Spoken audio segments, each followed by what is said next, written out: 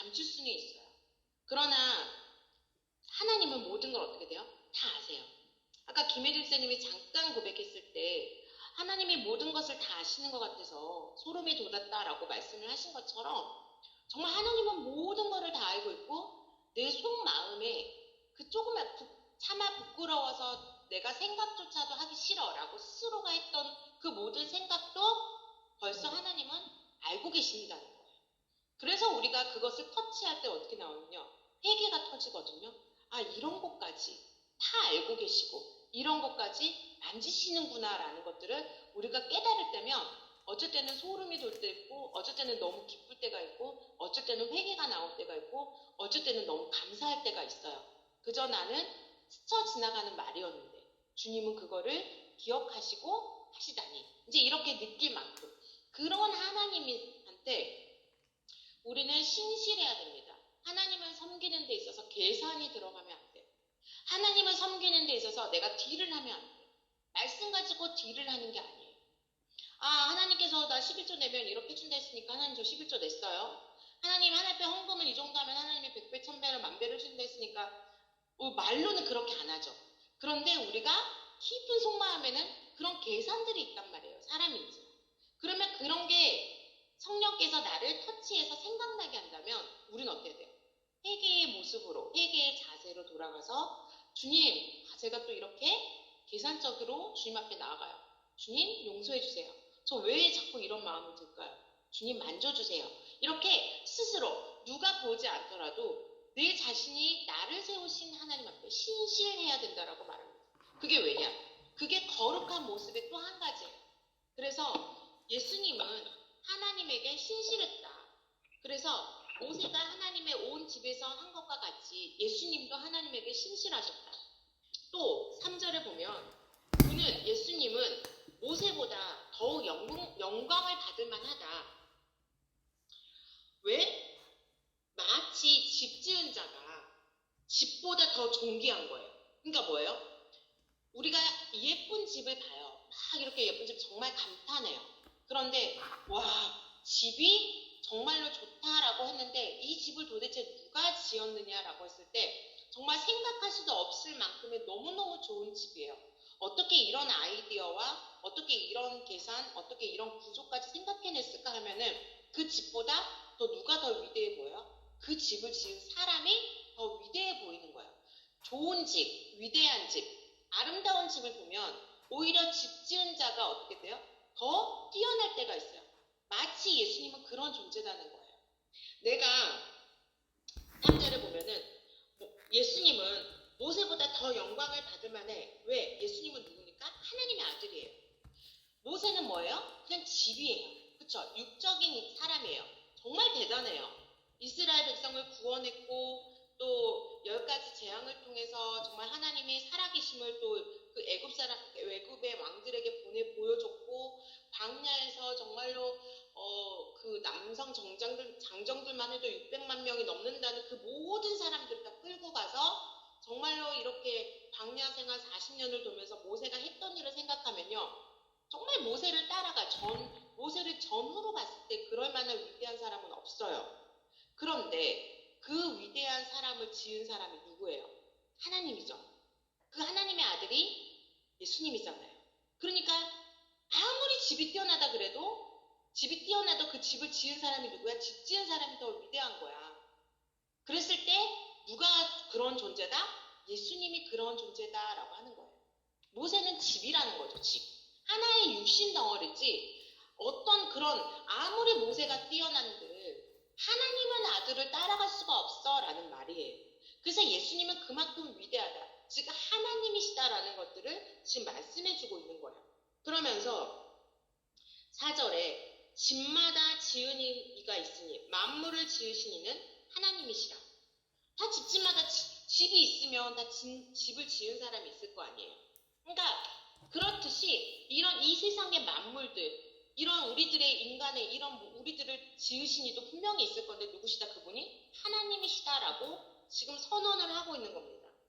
그러면서 5절에 보면 또한 모세는 장래에 말할 것을 증언하기 위하여 하나님의 온 집에서 종으로서 신실했다.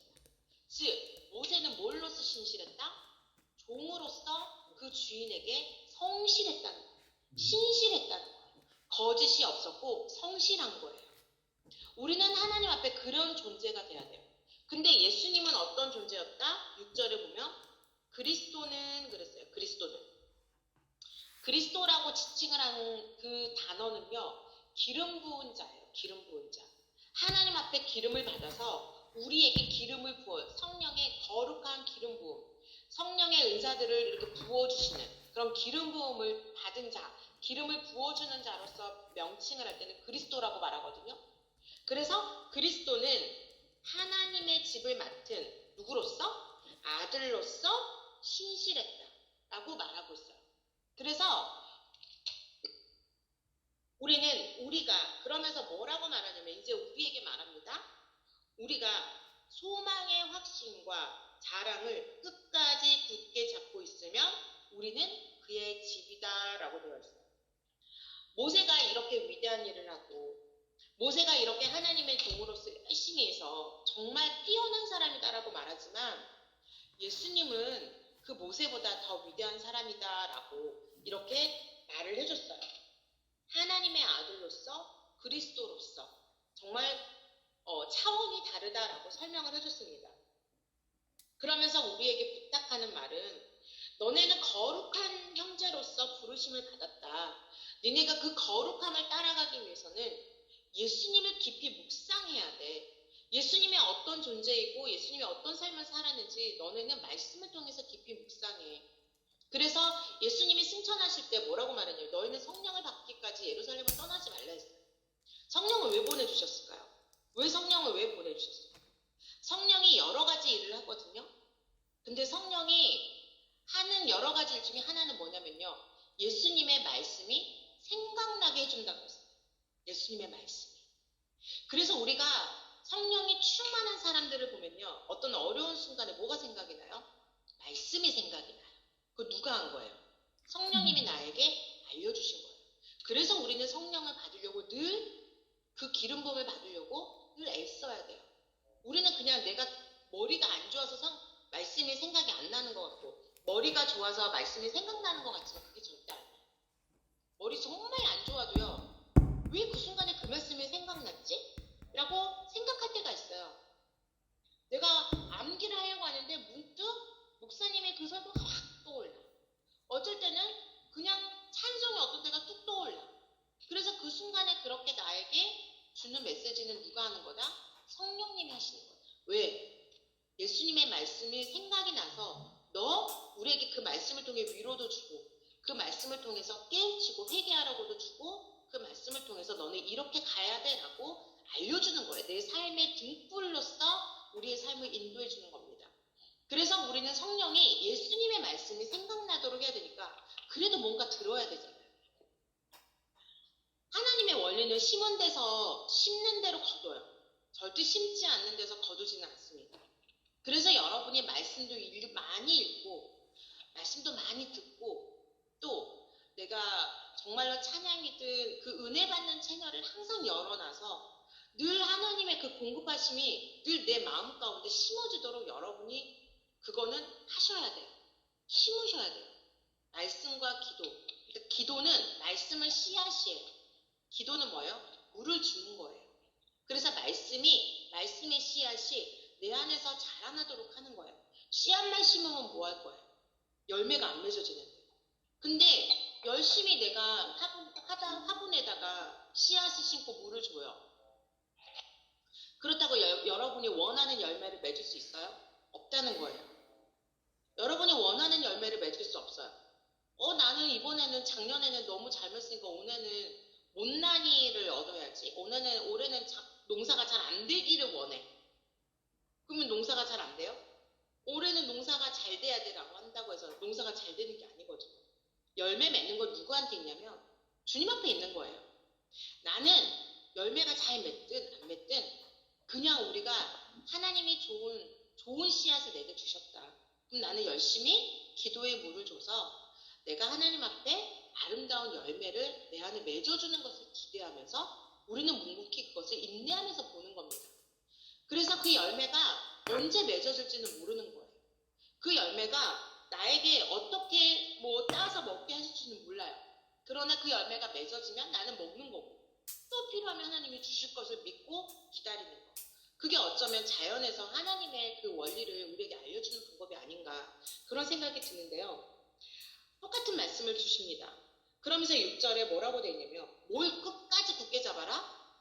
소망의 확신과 자랑을 끝까지 굳게 잡아라 라고 우리에게 부탁하고 있어요. 소망의 확신이에요. 소망의 확신. 우리는 어디에다가 소망을 둡니까? 하늘의 소망을 둡니다.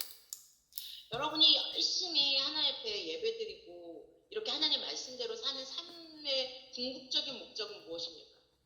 이 땅에서의 삶이 영원이 아니라 내가 정말 저 하늘 영원한 삶 가운데 정말로 천국을 바라보면서 사는 게 여러분의 궁극적인 목적이 돼야 돼요. 구원의 목적은. 그러면서 이 땅에서도 하나님이 우리를 구원해 주신다라는 것을 믿는 거죠. 그래서 하나님은 그걸 또 우리 또한 약속해 주셨어요. 먼저는 내가 하나님은 이 땅에 사는 거 없이 1차적으로 목적이 아니에요. 영원한 나라에서 하나님 앞에 즐겁고 하나님과 함께 정말로 에덴 동산에서 하나님과 교제하며 살았던 그 아담과 하와처럼 우리가 그런 삶을 영원한 세상 속에서 하나님과 그런 삶을 살기를 원하는 게 하나님의 마음이에요. 그리고 나서 근데 우리가 그런 존재로 지금 살고 있는 게 아니라 이 지구라는 이 땅에서 살고 있기 때문에 우리는 이 땅에서도 하나님은 뭐예요? 그것을 우리가 질병이라든지 가난이라든지 그런 여러 가지 삶 가운데서도 구원을 이루게 하시려고 하는 게 하나님의 또한 원하시는 바세요.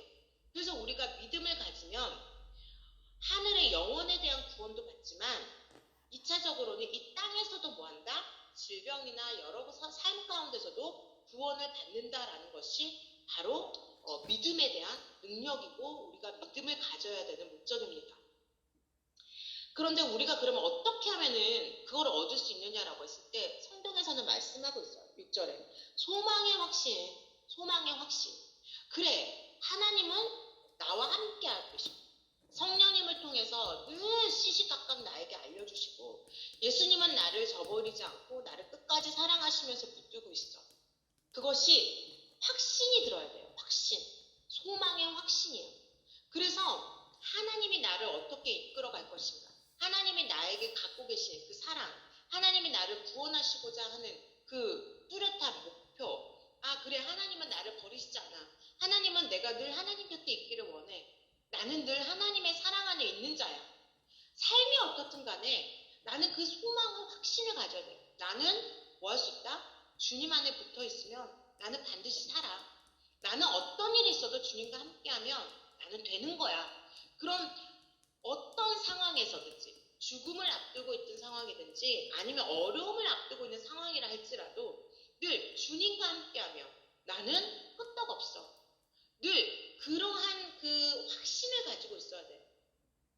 그러면서 어떤 자랑을 하셔야 돼요? 자랑은 언제 여러분이 자랑하세요? 바로 내가 선물을 받았을 때 자랑하잖아요. 내가 할 수 있는 거를 받은 것을 자랑하진 않죠. 내 능력으로 내가 할 수 있었던 것들을 받았을 때는 자랑하지 않아요. 근데 내가 선물로 받았을 때, 또 내가 기대하지 않았던 것을 받았을 때, 너무 기쁘고 너무 좋아요. 그쵸? 그게 뭐예요? 은혜죠, 은혜. 은혜예요. 늘 하나님의 은혜를 감사하게 고백할 수 있는 저와 여러분이 되셔야 돼요. 늘 하나님의 은혜를 생각하는 거예요. 오늘의 시간이 여러분의 능력으로 지금 이 자리에 있는 겁니까? 하나님의 은혜로 있는 겁니까? 정말로 뒤돌아서면은 뉴스에 보면 참 듣기 싫은 뉴스나 너무 끔찍한 소식이 많이 들리잖아요. 근데 오늘 나는 정말로 그 소식이 남일처럼 느껴지면서 나는 오늘 내 하루를 잘 살았어요. 그럼 그거는 뭐예요? 은혜일까요? 당연한 걸까요? 은혜인 거죠. 그러면 그 은혜에 뭐가 돼요? 감사가 있어야 돼요. 주님이 나를 이렇게 오늘 하루를 지켜주셨구나. 오늘 하루라는 시간도 나에게 허락하셨구나. 그러면서 이것들을 내 안에서 기쁨으로 감사로 돌리는 게 뭐예요? 자랑이에요, 자랑. 주님이 나를 이렇게 사랑해. 나를 이렇게 붙들고 계셔. 주님이 나를 오늘도 함께 하셔. 여러분의 뭐 이거 외에도 각자의 여러분의 삶 가운데 하나님의 은혜로 주신 게 너무나도 많을 겁니다. 뭐 다 좋은 걸로 은혜를 받을 수도 있지만 또한 어려운 삶이지만 그 안에서도 하나님의 뜻과 하나님의 그 섭리를 발견하며 감사가 나오지 않아요? 어려움이 있지만 어려움 가운데서도 하나님의 왜 내가 이런 어려움을 너에게 허락했는지에 대한 하나님의 뜻을 발견하면요. 그 어려움도 감사가 나올 때가 있어요. 그러면은 잘 모르는 사람들은 미쳤다라고 하죠. 잘 모르는 사람들은 야, 쟤는 왜 어려운데 감사해야 하냐? 감사할 게 전혀 없는데? 막 이렇게 말하지만 나 스스로는 하나님이 그 어려운 상황을 내게 허락하시는 그 뜻을 알고 있기 때문에 하나님의 그 어려운 상황을 나에게 주신 그 목적을 알고 있기 때문에 나는 때로는 힘들지만 감사로 영광을 돌릴 때가 있어요. 그러면 하나님이 너무 기뻐하세요. 네가 진짜 기뻐할 수 없는 와중에 감사하고 네가 즐거워할 수 없는 그 와중에 너가 나에게 영광을 돌리는구나. 내 마음도 아프지만 그래 사랑하는 내 딸아. 그게 바로 내가 원하는 바야. 그게 바로 그거야. 근데 걱정하지 마. 내가 반드시 너가 그렇게 감사하고 너가 그렇게 영광 돌리니 그거는 왜? 네가 나를 믿기 때문인 거잖아. 나 반드시 이 문제 해결해줘. 나 반드시 이거 나 너의 눈에서 그 슬픔의 눈물을 나는 기쁨의 단으로 거두게 해줄게. 주님이 약속을 주시는 거예요.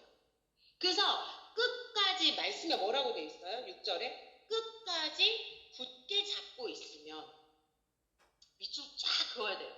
끝까지 굳게 끝까지 잡으셔야 돼요. 끝까지 하다가 말면 끝나요. 하다가 말면 뭐예요? 분노가 더 일어나요. 내가 어떻게 참았는데 내가 말씀에 그렇게 한다며 말씀에 이렇게 해준다며 근데 왜 안 돼? 왜 하나님은 이렇게 해준다면서 왜 나는 어려움만 있어? 하나님이 이렇게 해준다는데 나는 왜 안 돼? 그럼 그때는 우리 생각해 봐야죠. 내 소망을 어디에다가 뒀지? 내 소망을 이 땅에 두고 있었나? 하나님이 이 소망을 어디에 두라 했는데? 하늘에 두라고 했는데 나는 내 소망을 어디에 두고 있었을까? 늘 점검해 보는 거죠. 말씀 가운데서. 그래서 하늘에 소망을 둔다고 해서 여러분이 이 땅에서 사는 삶이 엉망진창이다. 어려움이다. 늘 고통이다. 주님 그거 원하시는 거 아니에요. 내가 하늘에 소망을 둔다 하면 뭐가 해결되게 해주신다? 이 땅에서의 삶이 영원한 게 아니기 때문에 하나님이 더 의지가 되는 거예요. 하나님이 반드시 갚아주시거든요. 영원한 삶을 보장해 주시는 거예요. 여러분이 보험을 들잖아요. 왜 보험 들어요?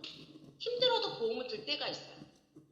왜요? 어려운 순간에 이렇게 나에게 도움을 주는 거를 기대하고 하는 거잖아요. 우리가 그래서 하늘에 마치 쉽게 말하면 보험과 같은 거죠. 정말로 내가 내가 정말로 진짜 실제적인 삶 가운데서 내가 누려야 되는 삶 가운데 그 행복을 보장해 주기 위해서 우리가 지금 이 땅에서 연습하고 있는 쭉정이와 가라지를 구별해내는 연습을 하고 있는 거예요. 누가 말씀 가운데 사는지 이러한 삶 가운데서 누가 나를 끝까지 붙들고 있는지 정말로 연습하는 거예요. 왜요? 마귀는 마지막 때가 다가오면 자기 혼자 지옥에 들어가는 게 너무 억울하니까 이런저런 사람들을 막 끌고 간단 말이에요. 그래서 뭐라고 되어 있어요? 막 자꾸 우리의 마음에 허망한 생각을 집어넣어요. 그래서 7절에 이렇게 말하고 있어요. 7절 한번 다 같이 볼까요? 너네 소망의 확신과 자랑을 끝까지 굳게 잡고 있으면 우리는 그의 집이다. 모세가 집이다 그랬잖아요. 그쵸? 모세가 하나님의 집이었어요.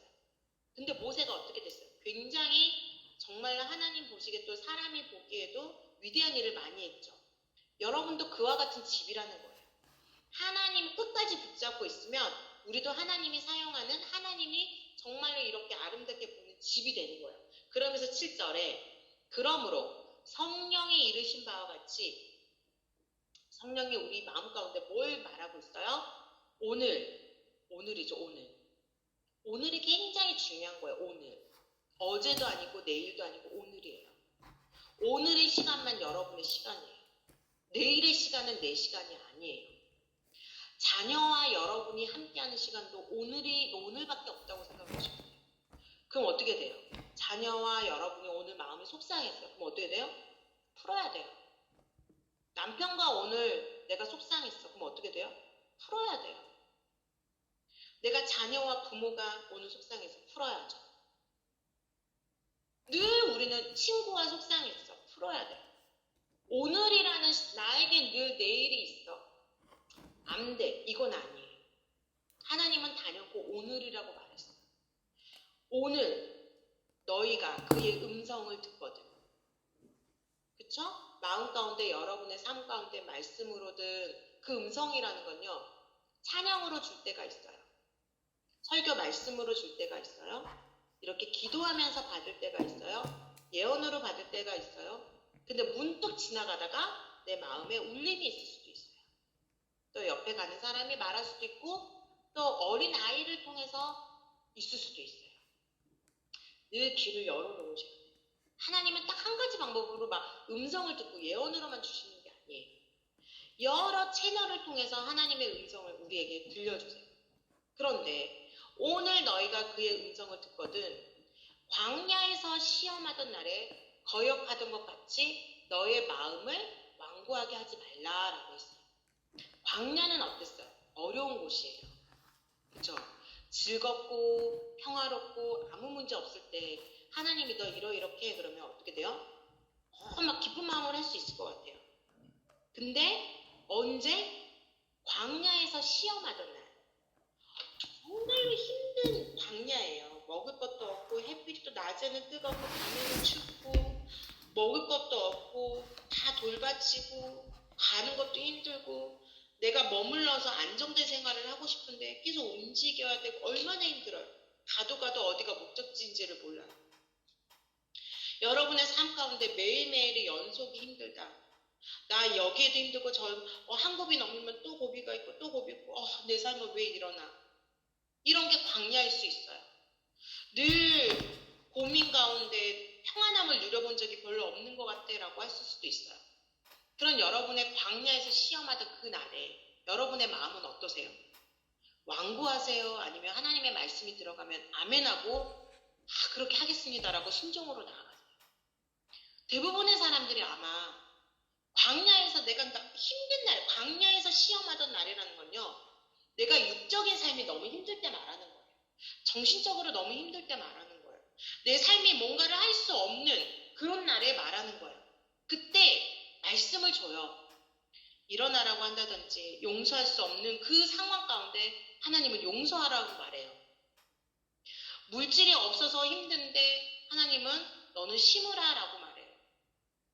자녀 때문에 너무 힘든데 자녀에 대해서 나는 지금 자녀가 있게 돼 전전긍긍해서 어떻게 할지 모르는데 너는 자녀에 대한 염려를 내려놓으라고 말해요. 내가 붙들고 있는 것 가운데 내려놓으라고 말해요. 그럼 그때 여러분의 마음은 완고한 마음일까요? 아니면 순종의 마음일까요? 그때 우리는 뭐 해라? 마음을 완고하게 하지 말라라는 게 하나님의 명령입니다. 음성을 듣거든. 그쵸? 내가 힘든 그 순간에 음성이 들려와요. 찬양이든 말씀이든 기도든 예언이든 어떤 형태로든 여러분에게 그 삶 가운데 용서하라는 말이 들리면 여러분 뭐 하라는 거예요? 용서하라는 말이에요. 나는 내가 어떻게 하나님도 아시잖아요. 다 아신다면서요. 내가 이 상황에서 어떻게 용서해요? 내가 이제까지 이거 한 번 용서 안 한 게 아니라 이제까지 주님 다 아시잖아요. 막 이러면서 내가 이것저것 다 말을 해도 주님은 그 마음이 성령의 음성에 순종하지 않는 건 완고한 마음이다라고 말해요. 근데 하나님의 사랑하는 자녀인데 그 사랑하는 자녀를 창피하게 하기 위해서 또 못하게 하기 위해서 하나님이 그러라고 하셨을까? 하나님은 절대 그런 하나님이 아니야 라고 내 안에서 하나님을 신실하게 바라본다면 그 음성에 순종할 수 있는 우리 모습이 돼야 되고 자세가 돼야 된다는 거예요. 그렇게 하기가 쉽지 않기 때문에 뭐 해야 돼요? 기도해야 돼요. 성령을 받아야 돼요. 왜? 성령이 하시는 또 두 번째 일이 뭐예요? 예수님의 말씀이 생각나게 해주고 두 번째 뭐예요? 말씀에 순종하게 해줘요. 내 힘이 아니라 누구의 힘으로? 예수님이. 성령의 힘으로, 성령의 능력으로 우리가 그 말씀에 순종할 수 있도록 도와주는 거예요. 저도 마찬가지예요. 저도 용서할 수 없고 저도 뭐 할 수 없지만 우리가 요단강을 건널 때 어떻게 저기를 건너요 라고 하지만 발을 한 발짝 내딛어서 발을 한 발짝 내딛어 착 갈라지면 좋은데 안 갈라지지 않아요. 그 물이 허벅지까지 차올랐을 때 딱 어때요? 거기까지 걸어가니까 그 뒤에 이렇게 요단강 물이 쫙 나눠졌어요. 처음에 자존심도 상한 것 같고 말씀에 순종하다 보니까 자존심도 상한 것 같고 또 내가 더 물질러도 손해인 것 같고 나를 또 이상한 사람으로 보나? 나는 자존심도 없는 사람으로 보나? 나를 이런 사람으로 생각하는 거 아니야? 이런 생각이 치밀어 올라요. 그래도 하나님의 말씀이 그러하니 나는 해야지 라고 더 한 발짝 더 한 발짝 더 한 발짝 하다 보면 나중에는요 정말 하나님이 요단강 물을 쫙 나누듯이 그 모든 뒷일에 대한 감당을 주님이 다 책임져 주시더라고요. 그게 작은 것에서든 큰 것에서든 그런 것들을 경험하고 그 경험치가 쌓이면요 처음에 그런 어려운 순간 성령의 음성이 정말로 내 육신을 굴복하게 하는, 말씀에 굴복하게 하는 그 순간에 도저히 못해요 했었지만 성령이 시키면 하더라 라는 것을 알게 되면 어려우면 기도하게 돼요. 어려우면 주님 맞아요. 저는 안 돼요. 아버지 또 이렇게 명령하시니 기도하겠습니다. 도와주세요. 저는 두 손 들고 나갑니다. 이렇게 나오게 되거든요. 그래서 기도가 중요하고 정말 힘들 때 기도도 안 나오거든요. 너무 힘들면 기도도 안 나와요. 저도 그래요. 지금도 너무 힘들면 주님 너무 기도가 안 나와요. 너무 힘들어요. 라고 하다가 막 저는 그때 이제 일부러 막 기도가 되든 안 되든 방언으로 좀 소리내서 해요. 묵상기도 하면 더 기도가 안 되고 감정이 휩싸이니까 막 일부러 방언으로 크게 기도해요. 뭐 기도가 된다고 생각하지 않고 무조건. 그래서 막 그렇게 생각 없이 기도하다 보면은 그냥 주님 그 십자가만 생각하고 기도하다 보면 어느 순간에 마음이 정리가 될 때가 있어요. 그래서 이렇게 주님을 따라간다라는 건 정말 여러분 자신과 그거의 싸움이에요. 내 육신을 쳐서 이렇게 굴복시킨다라는 거. 그래서 내가 굴복이 될 때 뭐예요? 성령께서도 같이 힘내서 도와주세요. 하나님은 우리 인간에게 자유의지를 주셨다라는 말을 여러분 너무 잘 아실 거예요. 억지로 시키시지 않잖아요. 주님은 또 기다려주세요. 그러나 그 기다림이 언제까지일까요? 내 생명이 붙어있는 한이에요. 그렇잖아요. 내 생명이 붙어있는 한인데 그 생명을 여러분이 내일을 보장하실 수 있느냐는 거예요. 그래서 성경은 오늘 뭐라 그랬어요? 오늘 너희가 그 음성을 듣거든 광야에서 시험하던 날에 거역하던 것 같이 너의 마음을 완고하게 하지 말라라고 이렇게 말씀해 주신 거예요. 내일의 시간은 우리의 시간이 아닙니다. 오늘의 시간이 나에게 허락된 시간이고 목숨이 붙어있는 때까지는 하나님이 기다려주세요. 근데 우리가 언제 생명이 끝날지를 모르는 거잖아요. 물론 생명이 끝나는 날을 안다라는 것은 또 하나의 축복일 수 있어요. 정리가 있고 주님 옆에 갈 수 있지만 그 또한 내가 그 순간에 제정신으로 살아가는지 또 어떤 상황인지 아무도 모르는 거예요. 우리의 인생을 어떻게 예측할 수 있다는 건 아무도 몰라요.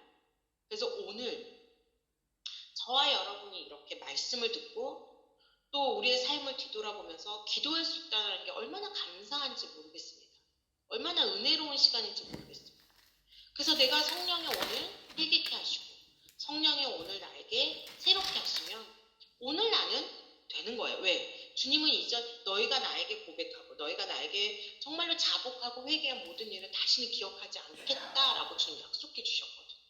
그럼 여러분은 이전 일은 생각하시면 안 돼요. 진심으로 성령이 나를 회개케 하는 그 기도 가운데 회개가 나오면 이제는 내가 앞으로 새롭게 거듭나서 주님 앞에 나아가는 그 새로운 모습을 기대하면서 하시면 되는 거거든요. 그래서 우리는 주님 앞에 지나친 죄책감, 이미 회개했는데도 자꾸 나는 주님 앞에 물론 겸손한 가운데 죄인임을 고백하는 것과 다르게 있어요. 근데 우리는 죄인이죠. 근데 자꾸 이미 주님이 용서하고 된 일을 스스로 자책하면서 자신을 이렇게 학대하듯이 죄책감으로 사시는 분들이 있어요. 근데 그것 또한 안 좋은 거예요. 주님 앞에서는 이미 용서를 받은 그것도 믿음이 없는 거거든요. 그래서 여러분이 저는 오늘 말씀드리고 싶은 건 정말 거룩함을 따라간다는 거. 하나님 앞에 진실하고 성실하고 신실하셔라. 그리고 소망의 확신과 그 예수님 앞에 은혜로 받은, 하나님 앞에 은혜로 받은 것들을 늘 자랑을 내 마음 안에서 놓치지 말고 계속 생각하시고 내가 감사할 게 있으면 적어보세요. 하루의 감사를 마지막에 애들 재울 때나 애들 재울 때도 같이 얘기하는 거예요. 우리가 예수님, 저는 애들한테 늘 잘 때 애기 때 그랬거든요. 오늘 하나님 앞에 감사할 거 5가지씩 각자 말해보자. 막 이래요. 그럼 애들이 없대요. 뭐가 있어야지. 뭐 예를 들어 용돈을 받았다. 그럼 용돈을 주셔서 감사합니다. 뭐 오늘 시험을 100점을 맞아서 감사합니다. 이제 없는 거야. 2개 얘기하고 없는 거야. 그러면 너 오늘 밥 먹었어? 너 오늘 숨 쉬었잖아. 그러니까 아이들에게 이렇게 알려주는 거예요. 아주 세세하게. 너 숨 쉬었잖아. 그러니까 말하면서도 저도 감사한 거죠. 너 오늘 화장실 갔잖아. 야, 감사할 게 10개가 넘어. 그럼 애들이 이런 것도 감사해요? 당연한 건데? 막 이래요. 너 화장실 못 가는 사람도 얼마나 많은 줄 알아? 그러니까 당연한 거에 대해서 못할 경우를 얘기하면 애들이 딱 생각이 달라져요. 그래서 물론 하나님이 내 삶 가운데 이렇게 역사하셨습니다. 제가 한 번은 그런 설교도 했던 것 같아요. 하나님이 저에게 이렇게 역사하셨습니다. 라고 간증하는 것도 좋지만 저는 주님이 이렇게 아무것도 일어나지 않는 평범한 삶일지라도 늘 주님과 함께하는 삶을 저는 자랑하고 있고 또 그래서 내가 힘들지만 나는 이렇게 주님의 말씀에 순종하면서 살고 있다라는 것을 보여주는 것도 참 훌륭한 간증이라고 생각하거든요. 그래서 그렇게 여러분이 주무시기 전에 감사의 그런 메시지들도 한 번씩 고민해보고 적어보시면 훗날 내가 이런 것 때문에 감사했구나, 이런 은혜가 있었구나 이렇게 보면 또 다시 또 은혜가 되더라고요. 그래서 이제 뭐 말씀만 이제 쭉 들었으니까 이제 읽어보면 여러분이 될 건데 한번 기도가 끝나면 3장, 히브리서 3장, 4장을 한번 읽어보셨으면 좋겠어요. 다음 시간에도 제가 연이어서 하려고 하는데요. 그래서 9절에 뭐라고 말하냐면요. 거기서 너희 열조가, 너의 그 신앙의 선배들이, 너희의 그런 조상들이 나를 시험하여 증험하고 40년 동안 나의 행사를 보여드려요. 그러니까 늘 하나님을 시험해봤어. 그리고 하나님이 진짜 살아계시네? 하나님이 이렇게 주시네? 경험도 했어요. 그랬는데 그러면서 뭐예요? 40년 동안 하나님이 어떻게 역사하는지를 다 봤다라고 기록되어 있습니다. 그러면서 10절에 그러므로 내가 이 세대에게 노하여 이르기를 그들이 항상 마음이 미혹되어 내 길을 알지 못하는도다 하였어요. 항상 마음이 미혹되었대요. 늘 마음이 왜 미혹되었을까요? 그러니까 마음이 미혹되면요 절대 하나님의 뜻을 알지 못해요. 그래서 이렇게 하셔야 돼요 해도요 왜 그렇게 해야 되는데요? 기도해봐도 소용없던데요? 자꾸 반발심이 일어나요. 말씀을 받아들이지 못하고. 왜 그래요? 미혹되어 있는데 뭐냐면요. 에베소서 4장 17절 한번 볼까요? 에베소서 4장 17절을 보면요.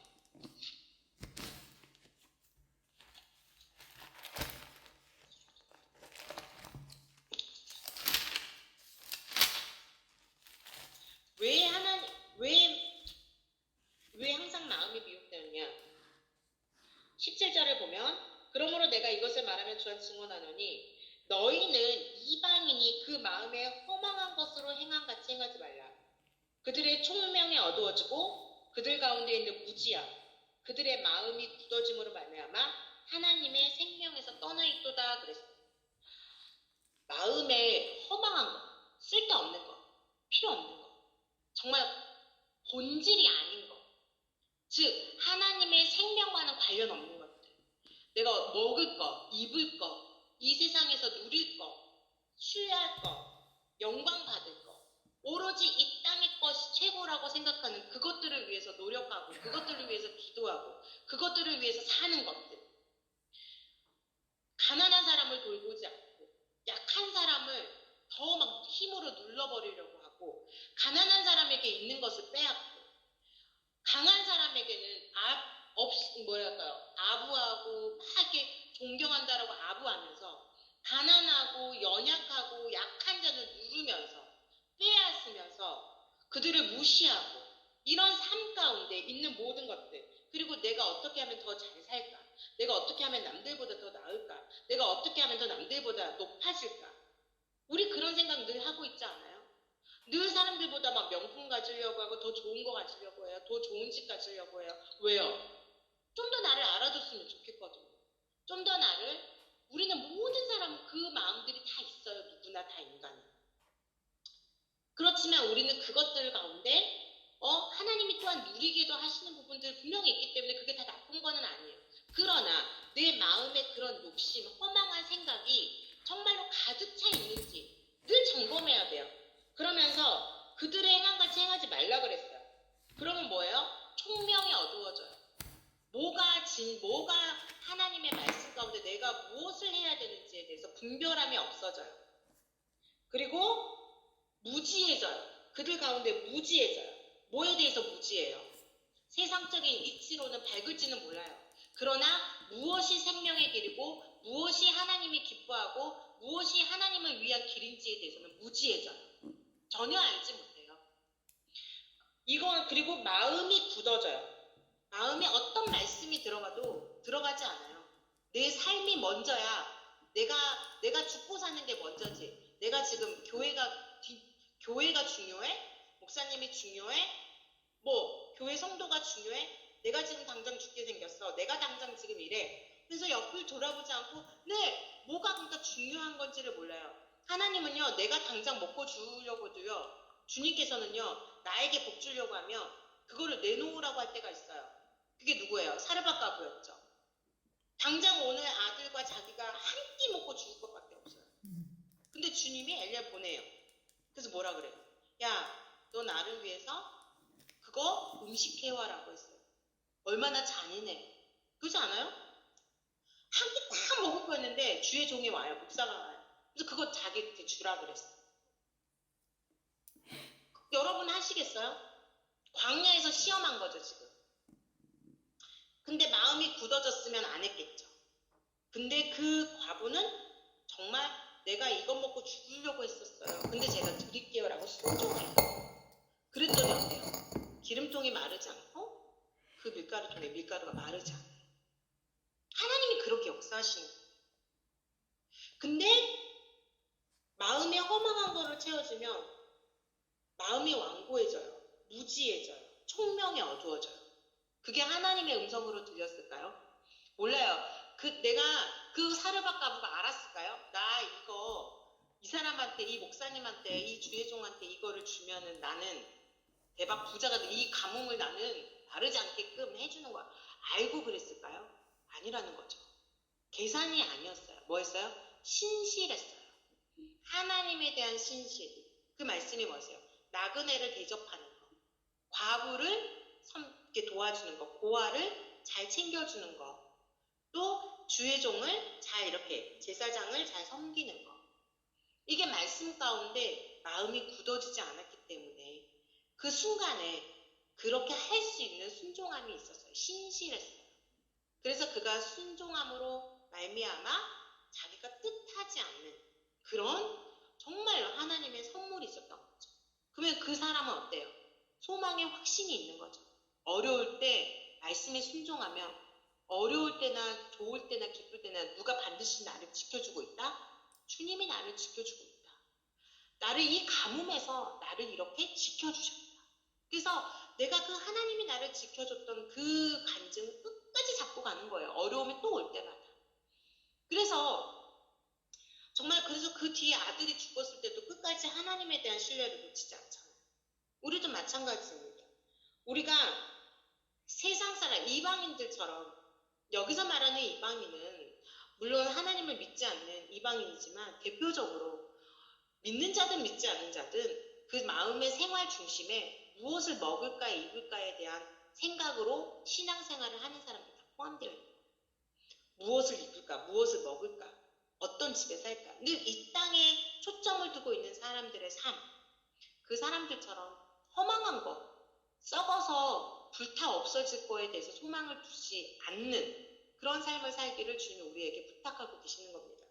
그래서 저와 여러분은 아버지 오늘 주님께서 저에게 말씀하시는 그것들을 오늘 내가 잘 이렇게 붙들고 살았습니까? 한번 오늘 하루를 되돌아보시면서 여러분의 인생을 되돌아보시면서 오늘 하루 하나님 나에게 회개의 영을 불어넣어 주셔서 정말 이 시간에 주님 말씀하면서 깨닫게 해주시고 내가 광야에서 시험하던 날에 주님의 음성을 들을 때 마음이 완고하게 되지 않고 그 음성에 순종할 수 있는 마음이 되게 해달라고.